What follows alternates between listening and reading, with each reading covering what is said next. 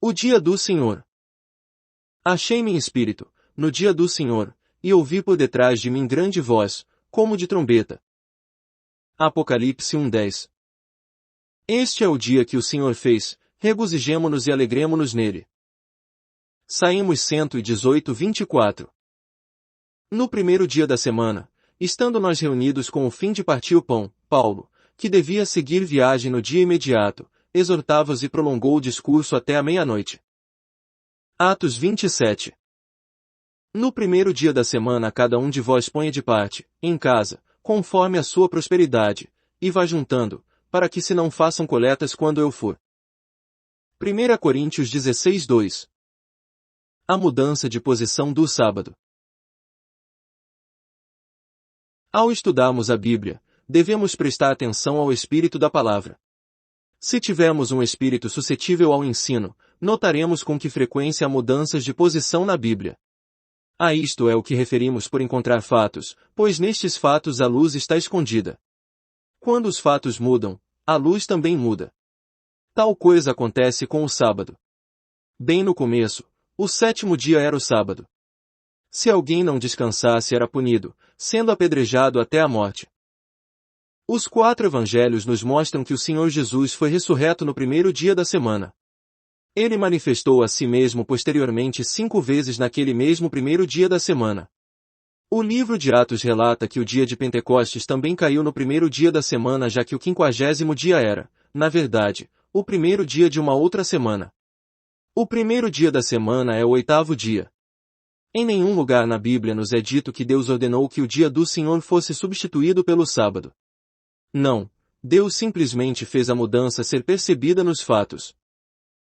Ao ler o Antigo Testamento, parece como se cada 7 dias formasse um período em que terminasse com o 7º dia. De acordo com a tipologia, os primeiros 7 dias falam da velha criação. Deus trabalhou por 6 dias e então descansou no 7º dia. Esta é a história da velha criação concluída com o 7º dia. Deus não apenas dividiu os dias em meses e anos, Ele os dividiu especialmente em semanas.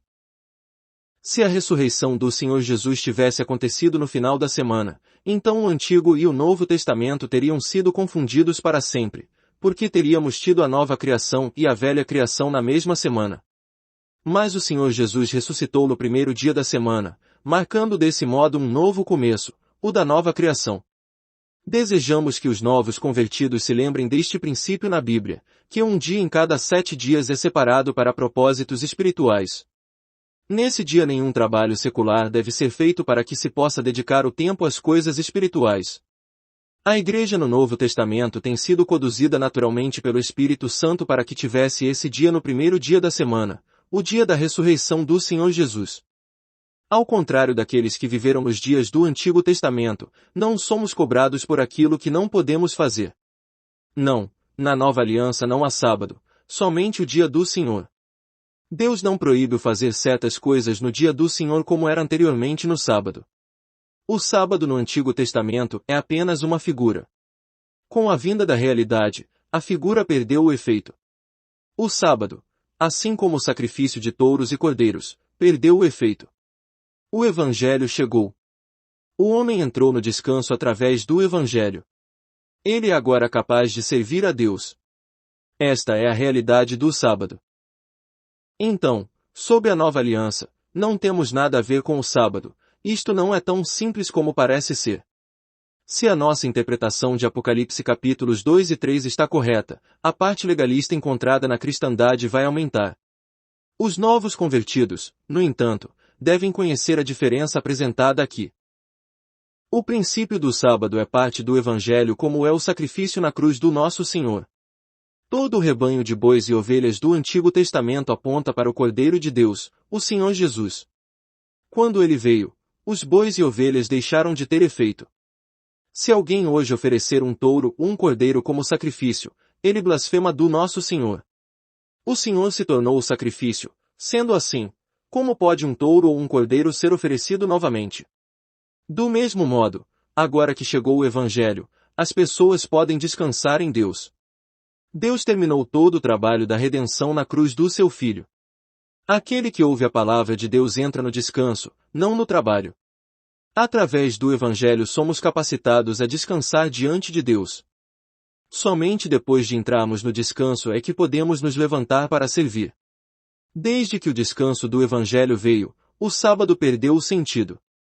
Para nós que cremos, tanto o sábado como o sacrifício de bois e ovelhas perderam o sentido. Se alguém desejar voltar atrás e guardar o sétimo dia, ele está confundindo a antiga e a nova alianças. Não há absolutamente base alguma na Bíblia para fazer isso. Lendo as Escrituras, não é surpreendente ver que 7 dias depois da ressurreição do Senhor, os discípulos foram encontrados reunidos novamente no primeiro dia da segunda semana. Não sabemos por que não se reuniram no dia do sábado, mas sabemos que se reuniram no primeiro dia da segunda semana. Congregar para partir o pão.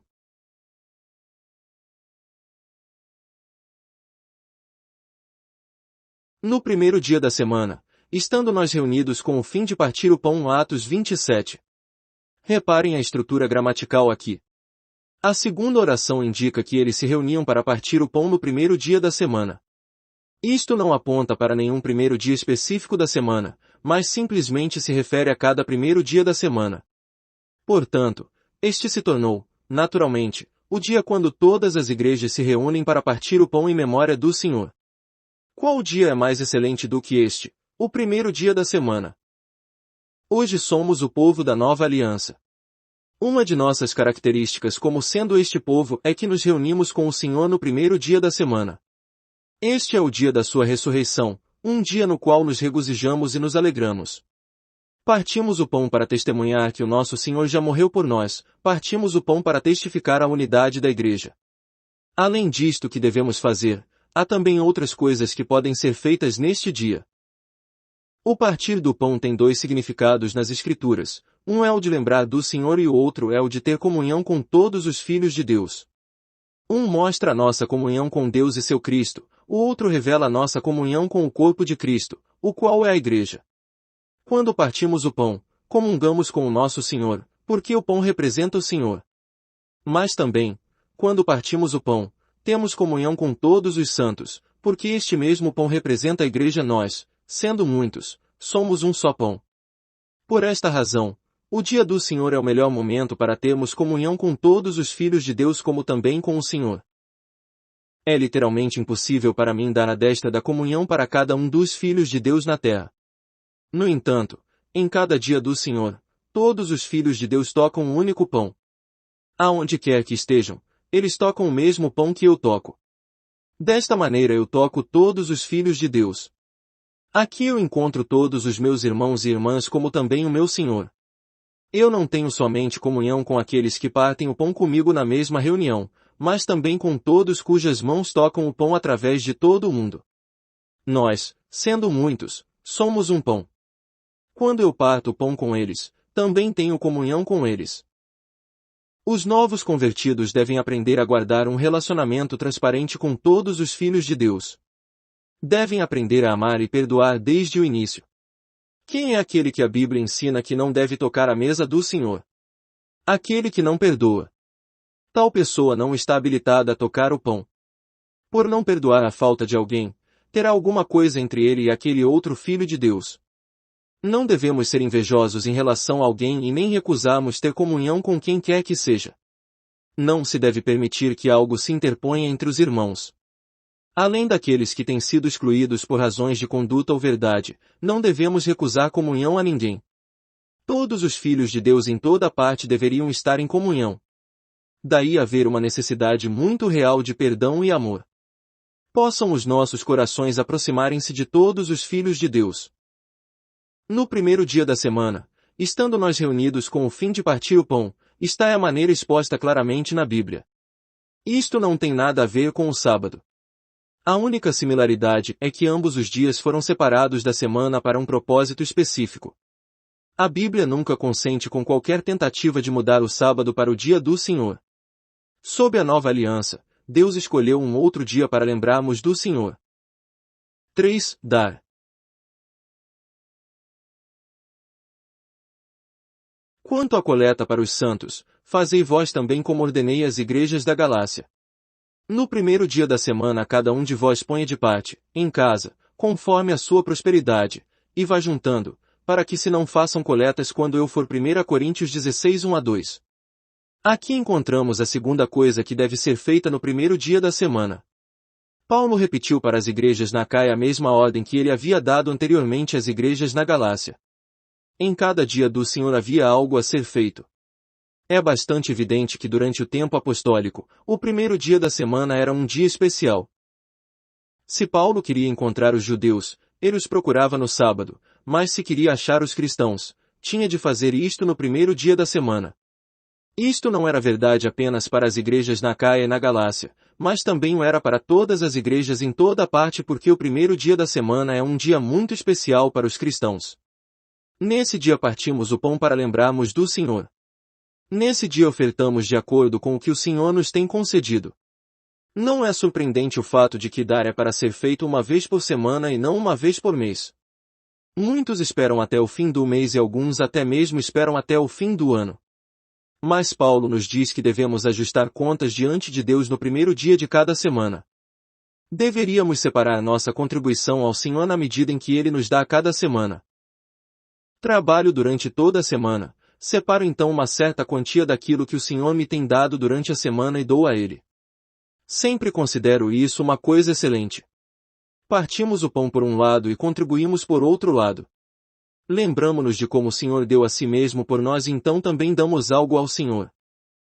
Lembrem-se de que aquele que recebe mais de Deus deve dar mais. Entre todos os louvores e ações de graças ao Senhor, o dar também é considerado como um sacrifício de louvor. Hebreus 13:16. É um sacrifício que devemos oferecer. No partir o pão, nos lembramos o que o Senhor fez por nós. Depois que o pão é partido, depositamos diante do Senhor uma oferta daquilo com que Ele tem nos feito prosperar. Simplesmente colocamos nas mãos do Senhor o que Ele primeiro já nos tem dado. Para mim isto é maravilhoso. Na verdade, ofertar no dia do Senhor é uma coisa excelente. Se me permitem, gostaria de falar bem francamente aos novos convertidos. De acordo com o Novo Testamento, há somente duas coisas que devemos definitivamente fazer. Não disse o Senhor, e se uma ovelha cair numa cova, ou e se houver um paralítico? Não há a menor alusão ao sábado, porque ele já perdeu o sentido. Isto já foi cumprido no que diz respeito ao significado espiritual. Chegamos à sua realidade no Evangelho. O tipo dá lugar ao antítipo. A dispensação do Antigo Testamento acabou. Na igreja, o Senhor escolheu um outro dia. No dia do Senhor, a igreja deve partir o pão e dar ofertas. Meus irmãos e irmãs, não venham às reuniões e ofertem irrefletidamente. Isto é completamente errado. Você deve considerar esse assunto cuidadosamente diante do Senhor e estar com a sua oferta pronta quando vier. A sua vinda para lembrar do Senhor não é acidental. Da mesma maneira o seu ato de ofertar deve ser planejado e combinado previamente. Semanalmente, separe uma porção daquilo que o Senhor lhe tem concedido e então traga a Ele. Que cada um decida a sua própria porção. Dê mais se a você tem sido dado mais, menos se tiver menos. O importante é que cada um dê a sua porção com alegria. É uma atitude feia alguém pegar algum dinheiro do bolso e depositá-lo descuidadamente na caixa de ofertas. É quase insuportável ver tal ato. Antes de vir para a reunião, você deve ter a sua oferta pronta. Uma oferta é tão séria como o partir o pão. O partir o pão significa o que Deus tem nos dado, enquanto a oferta representa aquilo que apresentamos a Deus como um sacrifício. Lembre-se bem que uma oferta é um sacrifício. Devemos preparar o nosso coração, separar à parte uma porção e trazê-la ao Senhor. Sempre penso, imagino se você também não pensa assim, em como na sua volta o Senhor irá acertar as contas com os seus servos, o servo com 1 talento, aquele com 2 talentos e aquele com 5 talentos. Cada dia do Senhor é o momento em que acertamos as contas com Ele. Mas um dia o Senhor voltará e fará um ajuste de contas conosco. Ele examinará como teremos usado o dinheiro e quanto teremos ganho. Bem, não obstante, no primeiro dia de cada semana acertamos as contas com o Senhor dizendo, ó, Senhor, eu separo uma porção daquilo que tenho ganho durante esta semana e ofereço a Ti. Se fizermos isto toda semana, não teremos medo do julgamento. Nenhuma coisa inesperada acontecerá a nós, pois as nossas contas estarão em ordem semana após semana. O primeiro dia da semana é diferente do sábado do Antigo Testamento. Não é um dia de julgamento, nem um mero dia de descanso. A suspensão de todo o trabalho não é requerida. Nenhum julgamento é pronunciado sobre aqueles que trabalham. Antes, este dia aponta para as duas coisas que em especial devemos fazer: uma é vir ao Senhor a fim de receber graça e a outra é oferecer nosso dom ao Senhor. Este é um dia para nos regozijarmos e nos alegrarmos. Este é o dia do Senhor. Esperamos que os novos convertidos desfrutem da graça do Senhor e o sirvam bem no seu dia. Deus escolheu este dia da semana para nós. A Bíblia o chama de dia do Senhor, Apocalipse 1:10. Não façamos confusão entre o dia do Senhor, primeiro dia da semana, e o dia do Senhor relacionado com a sua segunda vinda. Lendo os escritos dos chamados pais da igreja, verificamos que muitos deles se referem ao dia do Senhor como sendo o primeiro dia da semana. Muitos escritos do segundo e terceiro séculos atestam este fato. O dia no qual a igreja se reunia no segundo e no terceiro séculos era o primeiro dia da semana, não o sábado. Não é verdade quando se diz que o dia do Senhor era originalmente no sábado, mas foi mudado para o primeiro dia da semana durante o quarto século. Pelo menos 20 a 30 pais da igreja, começando com os discípulos do apóstolo João e continuando através do segundo, terceiro e quarto séculos, todos concordam que era o primeiro dia da semana. O dia do Senhor, o primeiro dia da semana. Por que lidamos com este assunto? Qual é o valor prático disto? A aplicação envolvida é a mais significante. O Senhor separou um dia da semana e o chamou de o dia do Senhor. Se você me perguntar se pode viajar ou comprar nesse dia, eu reconheço francamente que não sei. Mas uma coisa eu sei e estou certo, que este dia é o dia do Senhor, um dia que pertence a Ele. Sendo assim, você pode fazer neste dia qualquer coisa que o Senhor faz e você não pode fazer o que Ele não faz. Durante toda a minha vida, separei o dia do Senhor como um dia muito especial. Se eu viver até 70 anos, veja Salmos 90:10, posso me curvar e dizer que destes 70 anos tenho separado 10 anos para o Senhor. Isto é bem verdadeiro. Separo o primeiro dia de cada semana para o Senhor.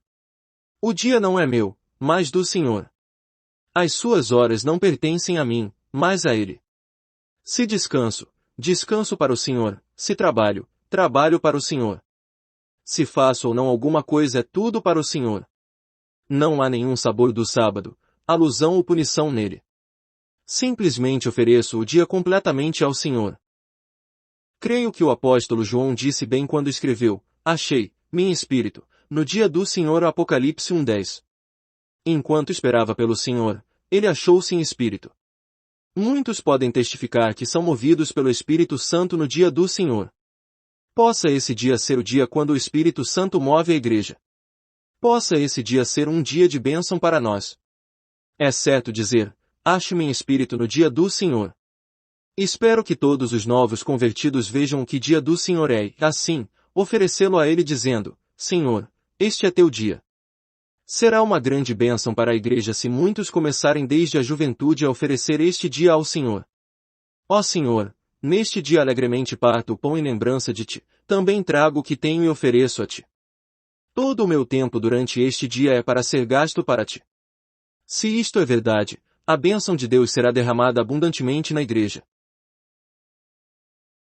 Extraído do livro Não Deixemos de Congregar-nos.